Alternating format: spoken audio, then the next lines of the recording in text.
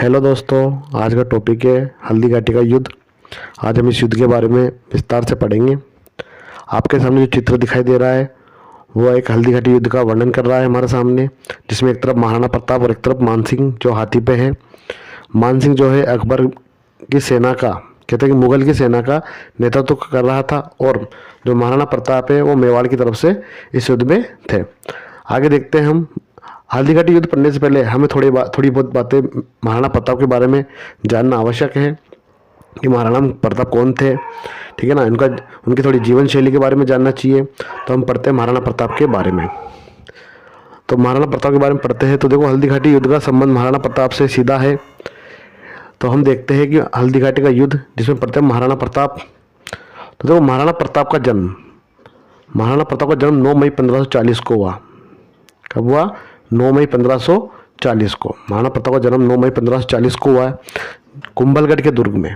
कहाँ पे हुआ है? कुंभलगढ़ के दुर्ग में। और कुंभलगढ़ दुर्ग में भी कहाँ पे? तो एक महल है, बादल महल, वहाँ पे महाराणा प्रताप का जन्म हुआ है 9 मई 1540 को। इनके पिता का नाम उदय सिंह, माता का नाम जयवंता बाई, और बचपन इनका जो है कुंभलगढ़ दुर्ग में बीता।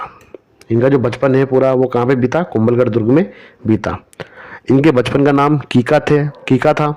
अब देखो, ये जो क्या है, भील बालकों के साथ खेलते थे, तो भील बालक इन्हें प्यार से क्या बोलते थे? कीका बोलते थे।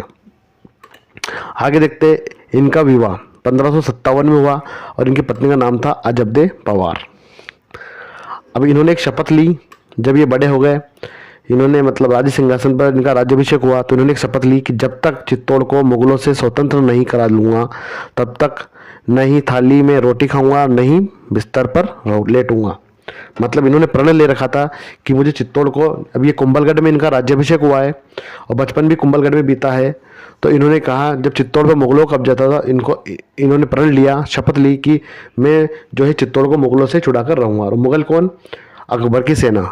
जो अकबर है वो मुगल वंश का है, और भारत में मुगल वंश का संस्थापक बाबर को माना जाता है। अब अकबर भारमल की सहायता से, भारमल जो आमेर के राजा थे, उनकी सहायता से एक नागौर दरबार लगाता है। हम पढ़ते आगे, नागौर दरबार लगाता है, और नागौर दरबार लगता है 1570 में अकबर द्वारा। किसकी सहायता से? भारमल की सहायता से। अब इस दरबार में जितने भी राजस्थान के राजपूत राजा है वो आते हैं और इसकी अधीनता स्वीकार करते हैं। लेकिन महाराणा प्रताप दरबार में आता तो है, लेकिन वो अधीनता स्वीकार नहीं करता, बिना अधीनता स्वीकार किए हुए चले जाता है। अकबर इसे अपना अपमान समझता है, लेकिन फिर भी वह इसके महाराणा प्रताप को अधीनता स्वीकार कराने के लिए 4 बार अपने शिष्टमंडलों को भेजता है। पहली बार जो जाता है फर्स्ट टाइम पे नवंबर 1572 में जलाल खां कोरची, अकबर का सेनापति है, ये जाता है महाराणा प्रताप को समझाने, लेकिन महाराणा प्रताप इसको वापस भेज देते हैं। फिर दूसरी बार जब ये भेजता है शिष्टमंडल जून 1573 में मान सिंह को, जो कि आमेर के शासक थे। आमेर जयपुर में है, आमेर के शासक थे, कछवा वंश, ठीक है ना, तो आमेर के शासक थे ये, और इनको भी ये मना कर देता है और वापस भेज देता है। तीसरी बार अक्टूबर 1573 में भगवंत दास को भेजता है, जो कि मान सिंह के पिताजी हैं, ठीक है, ये इनको भी वापस भेज देता है। चौथी बार दिसंबर 1573 में टोडरमल को भेजता है, फिर टोडरमल भी उन्हें अधीनता स्वीकार कराने में असमर्थ होता है। बाद में अकबर महाराणा प्रताप के साथ युद्ध की योजना बनाता है, तो साम दाम दंड भेद सारे अपना लेता है। वो समझाने के लिए उसने 4 शिष्टमंडल भेजे, तो महाराणा प्रताप ने उनकी अधीनता स्वीकार नहीं की। बाद में हल्दी घाटी युद्ध की योजना बनाई जाती है, तो हम पढ़ते हैं हल्दी घाटी युद्ध की योजना। तो कहाँ पे बनती है योजना? अकबर के किले में बनती। कहाँ बनती है? अकबर के किले में बनती है। और ये अकबर का किला कहाँ पे है? तो ये अकबर का किला आगरा अजमेर में है। कहाँ पे है? अजमेर में है। और इस अकबर किले को अकबर का दौलत खाना भी कहते हैं और मैगजीन का किला भी कहते हैं। दौलत खाना इसलिए कहते हैं क्योंकि अकबर का सारा खजाना खां रखता है। अकबर अपना सारा खजाना खां रखता है, तो रखता है अकबर के किले में। और मैगजीन इसलिए कहते हैं क्योंकि इसको शस्त्रागार भी कहते हैं। अकबर के किले का अकबर का शस्त्रागार भी कहते हैं। तो हल्दी घाटी युद्ध की योजना कहाँ बनती है? तो अकबर के किले में बनती है, अजमेर में। अब आता है हल्दी घाटी का युद्ध। तो देखो, हम पढ़ते हैं अकबर ने मानसिंह को युद्ध का मुख्य सेनापति बनाया। जब हमने चित्र में देखा था अभी हाथी पे बैठा हुआ, तो मानसिंह जो मुगल सेना का नेतृत्व करने वाला सबसे मुख्य सेनापति कौन था? तो मानसिंह था।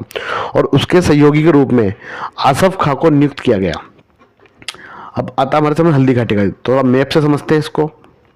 तो देखो, अपना टॉपिक है हल्दी घाटी का युद्ध। तो हल्दी घाटी युद्ध पढ़ते हैं हम।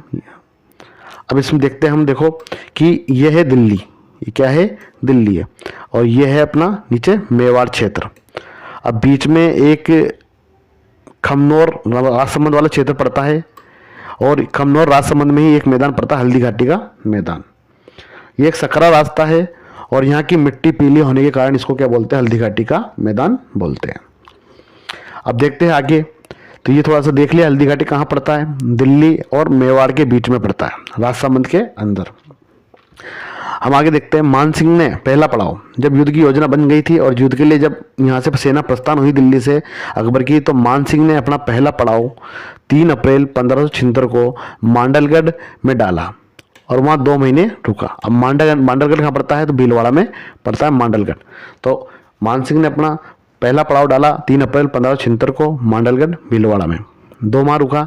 और जब महाराणा प्रताप को इसकी सूचना मिली, तो महाराणा प्रताप को पता चला तो उन्होंने अपनी सेना को लेकर गोगुंदा और खमनोर की पहाड़ियों के मध्य हल्दी घाटी नामक तंग घाटी में अपना पड़ाव डाला। मतलब महाराणा प्रताप ने युद्ध के लिए कौन सा क्षेत्र चुना, हल्दी घाटी क्षेत्र चुना। उसका रीजन ये है कि वो सकरा रास्ता है, और वहाँ पर जो है भूल भुलैया टाइप की गलियाँ बनी हुई है, जिससे क्या है कि मुगल सैनिक कई बार उसमें गुम हो जाते थे और वो उनको रास्ता नहीं मिल पाता था। और जबकि यहाँ की जो सेना है महाराणा प्रताप की, वो उन रास्तों से अच्छी तरह वाकिफ थी, और वह छुपकर जो है मुगल सैनिकों को मारते थे।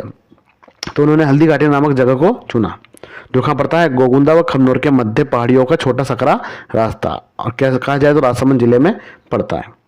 तो महाराणा प्रताप की सेना ने कहाँ पड़ाव डाला, तो हल्दी घाटी के मैदान में। अब वो दिन आ गया जिस दिन ये युद्ध होना है, अंत में 18 जून।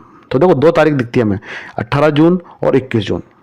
गोपीनाथ शर्मा के अनुसार 21 जून बताया जाता है, और अन्य जितने भी शिलालेख हैं उनके अनुसार 18 जून बताया जाता है। सन में कोई डिफरेंट नहीं है, सन 1576 है। तो अंत में 18 जून, मैं इसको 18 जून लेता हूँ, क्योंकि जो सबसे सर्वाधिक मान्य है वो 18 जून माना जाता है। तो अंत में 18 जून ना हो तो आप 21 जून भी कर सकते हो। तो अंत में 18 जून को दोनों सेनाएं आमने सामने हुई, मतलब महाराणा प्रताप की सेना और अकबर की सेना। अकबर की सेना का नेतृत्व किसने किया था, मान सिंह ने किया था। महाराणा प्रताप की सेना का नेतृत्व महाराणा प्रताप के साथ एकमात्र मुस्लिम सेनापति जो महाराणा प्रताप की सेना का नेतृत्व किया, उन्होंने, उसका नाम था हकीम का सूरी पठान। एकमात्र मुस्लिम सैनिक था जिन्होंने महाराणा प्रताप की सेना का नेतृत्व किया था। तो आगे देखते हैं कि 18 जून को ये युद्ध शुरू हुआ 1576 को, और अकबर की सेना महाराणा प्रताप की सेना आमने सामने हुई। अब इस युद्ध में क्या होता है, हमें कई बार पूछ लिया जाता है कि इनके हाथी के नाम। तो इस युद्ध में मान सिंह के जो हाथी का नाम है उसका नाम था मर्दाना, और महाराणा प्रताप के हाथी का नाम क्या था, राम प्रसाद। ये एग्जाम में पूछे गए क्वेश्चन है, सीधा यहीं से पूछा जाता है कि महाराणा प्रताप के हाथी का नाम क्या था, राम प्रसाद। पटवारी में पूछा गया क्वेश्चन नहीं है, और मान सिंह के हाथी का नाम क्या था, मर्दाना। आगे देखते हैं, महाराणा प्रताप ने मान सिंह पर भाले से वार किया। जब ये युद्ध हुआ था, जो अपने चित्र देखा सबसे पहले, जो मैंने आपको चित्र दिखाया था, ये वही बात कह रहा है कि ये देखो महाराणा प्रताप ने किस पर वार किया, मान सिंह पर वार किया। मान सिंह नीचे छुप जाता है, और उसका जो सहयोगी होता है या रक्षक होता है, उसके भाला लग जाता है और उसकी मृत्यु हो जाती है। तो वापस आते हैं टॉपिक पे आते हैं कि महाराणा प्रताप ने मान सिंह पर क्या किया, भाले से वार किया। ये रहा अपना टॉपिक। महाराणा प्रताप ने मान सिंह पर भाले से वार किया, तो मान सिंह हौदे में छिप गया, और मान सिंह के पीछे बैठा अंगरक्षक मारा गया। तो महाराणा प्रताप के भाले से मान सिंह बच गया, और युद्ध के दौरान चेतक का पैर घायल हो गया। तो जब मान सिंह का हाथी है, उस हाथी के पैर में एक धारदार तलवार बंधी रहती है, कटार बंधी होती है। तो हाथी के पैर में बंधी हुई कटार से चेतक का पैर घायल हो जाता है, और जिससे क्या है कि चेतक का पैर वो चल नहीं पाता, लेकिन फिर भी वो महाराणा प्रताप को इसका आभास नहीं होने देता कि वो घायल है, क्योंकि वफादार घोड़ा था उनका। तो युद्ध के दौरान चेतक का पैर घायल हो गया, लेकिन चेतक ने इसका आभास महाराणा प्रताप को नहीं होने दिया। तो देखो युद्ध हो रहा है, मतलब एक दूसरे को आक्रमण किए जा रहे हैं, ठीक है ना। चेतक घायल हो गया इसके अंदर, महाराणा प्रताप भी थोड़ी देर बाद क्या है, वो भी घायल हो जाएंगे, और या फिर सेनापति उनको बचाने के लिए कई सारे प्रयास करेंगे। तो देखो इस युद्ध में महाराणा प्रताप को बचाने के लिए झालाबीदा अकबर की सेना को चीरते हुए प्रताप के पास पहुंचे। झालाबीदा सेनापति थे, और झालाबीदा जो है उसकी शक्ल जो है प्रताप से मिलती जुलती थी। तो झालाबीदा पहुंचे और उन्होंने अकबर प्रताप से कहा कि आप राज चिन्ह उतार कर मुझे दे दीजिए। मतलब जो प्रताप के राज चिन्ह है, मुकुट है, उनके मतलब जो है उनके वस्त्र है, वो सारे कि आप राज चिन्ह मुझे दे दीजिए और आप इस समय युद्ध के मैदान से चले जाए, इसी में मेवाड़ की भलाई है।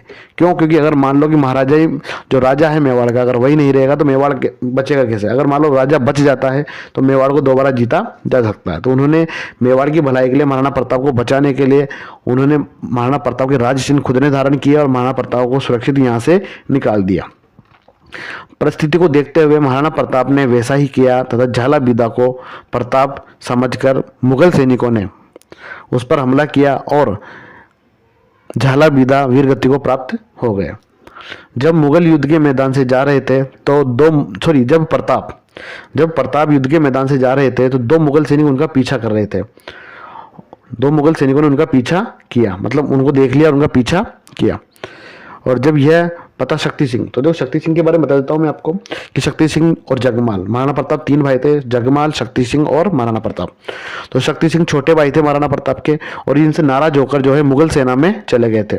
बाद में जब अपने भाई पर मुसीबत आते देखकर शक्ति सिंह के अंदर जो भातृ प्रेम है वो जाग उठा और उन्होंने महाराणा प्रताप को बचाने के लिए जो 2 मुगल सैनिक थे जिन्होंने उनका पीछा किया था, उन दोनों मुगल सैनिकों को मार दिया और वो भी उनके पीछे पीछे चल दिए। तो देखो जब यह पता शक्ति सिंह को पता लगा तो उन्होंने उनका भातृ प्रेम जाग गया और मुगल सैनिकों को मार दिया। अब एक गांव था बलीचा गांव। तो देखो बलीचा गांव जब प्रताप जा रहे थे तो एक बीच में नाला पड़ जाता है, उस नाले को चेतक पार करता है महाराणा प्रताप को बचाने के लिए, लेकिन जैसे ही वो नाला पार करता है तो उसके पैर की हड्डी टूट जाती है और उसकी मृत्यु भी हो जाती है। तो चेतक की मृत्यु कहाँ पे होती है? बलीचा गांव में होती है। उस बलीचा गांव में उसकी क्या बनी हुई है? छतरी बनी हुई है। आगे देखते हैं कि जब बाद में जब चेतक की मृत्यु हो जाती है तो महाराणा प्रताप जो अपनी बुरी परिस्थितियों में भी कभी रोए नहीं थे, तो चेतक की मृत्यु पर उनकी आंखों में भी क्या आ गए थे? आंसू आ गए थे। अब बाद में महाराणा प्रताप की नज़र अपने भाई शक्ति सिंह पे पड़ती है। दोनों भाई गले लगते हैं। शक्ति सिंह प्रताप से माफ़ी मांगता है और महाराणा प्रताप उसे माफ़ कर अपने गले लगा लेते हैं। इस बात की जानकारी हमें मिलती है अमर काव्य वंशावली ग्रंथ से और राज प्रसिद्धि से, जिसके लेखक थे रणछोड़ भट्ट। ये दोनों ग्रंथ ये है जिससे हमें शक्ति सिंह और महाराणा प्रताप के मिलाप की जानकारी मिलती है। अब देखो डॉक्टर गोपीनाथ शर्मा ने इस युद्ध को अनिर्णित युद्ध कहा है, मतलब निर्णायक युद्ध नहीं था, ये अनिर्णायक युद्ध की संज्ञा दी है। इस युद्ध में कोई निर्णय नहीं हुआ कि कौन जीता, महाराणा प्रताप जीता कि अकबर जीता। इस युद्ध में कोई निर्णय नहीं हुआ, इसलिए गोपीनाथ शर्मा ने इसको क्या बोला? अनिर्णायक युद्ध कहा है। इस युद्ध के पश्चात महाराणा कोल्यारी गांव पहुंचे और वहां अपने घायल सैनिकों का इलाज करवाया तथा कमलनाथ पर्वत के निकट ही आवरगढ़ में अपनी अस्थायी राजधानी स्थापित की। मतलब उन्होंने कोल्यारी गांव गए और अपने सैनिकों का इलाज करवाया और बाद में वहीं पर ही एक स्थान था आवरगढ़, वहीं पर उन्होंने अपनी अस्थायी राजधानी बनाई और वहां पर शासन करना प्रारंभ कर दिया और अपनी सेना को सुसंगठित करना स्टार्ट कर दिया ताकि वो अपना राज्य वापस जीत सके। अब देखो इस युद्ध का वर्णन कहाँ मिलता है हमें? तो देखो अब्दुल कादिर बदायूनी खां द्वारा लिखित एक पुस्तक है मुंतकाफ उल हारिफ जिसकी किताब है। इस युद्ध में जो है हमें इस किताब में हमें इस युद्ध की जानकारी मिलती है। आगे देखते हैं कि इस युद्ध के अन्य नाम। तो देखो इस युद्ध को और किन किन नामों से जाना जाता है? तो पहला है गोगुंदा का युद्ध, दूसरा है खमनोर का युद्ध। ये खमनोर का युद्ध किसने कहा? तो ये कहा था अबुल फजल ने। किस किताब के अंदर कहा था? अकबरनामा के अंदर। मेवाड़ की थर्मापोली, ये कहा था कर्नल जेम्स टोड ने, जिसे हम राजस्थान के इतिहास के जनक भी कहते हैं, जिनकी पुस्तक का नाम है annals and antiquities of Rajasthan और पश्चिमी भारत की यात्रा। ये 2 किताबें इनके द्वारा लिखी गई है और इसे अपने राजस्थान के इतिहास का जनक भी कहते हैं, जिसे घोड़े वाले बाबा के नाम से जानते हैं। इन्होंने इस युद्ध को मेवाड़ की थर्मापल्ली कहा है। बनास का युद्ध इसलिए कहा जाता है क्योंकि बनास नदी के पर्वत क्षेत्र में ये युद्ध हुआ, इसलिए इसको कहा जाता है बनास का युद्ध कहा जाता है। हाथियों का युद्ध इसलिए कहा जाता है क्योंकि इस युद्ध की शुरुआत ही किससे हुई थी? हाथियों से हुई थी। हाथियों की लड़ाई से इसकी शुरुआत हुई थी, इसलिए उसको हाथियों का युद्ध कहा जाता है। और एक मुख्य नाम इसका हल्दी घाटी युद्ध है ही है, क्योंकि जिस जगह ये युद्ध हुआ वहाँ की मिट्टी कैसी है? हल्दी के रंग की, बिल्कुल पीले रंग की है। इस वजह से युद्ध हल्दी घाटी का युद्ध कहा जाता है। तो अगर ये टॉपिक आपको अच्छा लगा है, जानकारी अच्छी लगी है, तो इस चैनल को लाइक और सब्सक्राइब करें और आप इस चैनल को जितना ज़्यादा हो सके शेयर करें। ऐसा ही टॉपिक मैं और लाता रहूँगा। आज के लिए इतना ही। जय हिंद, जय भारत।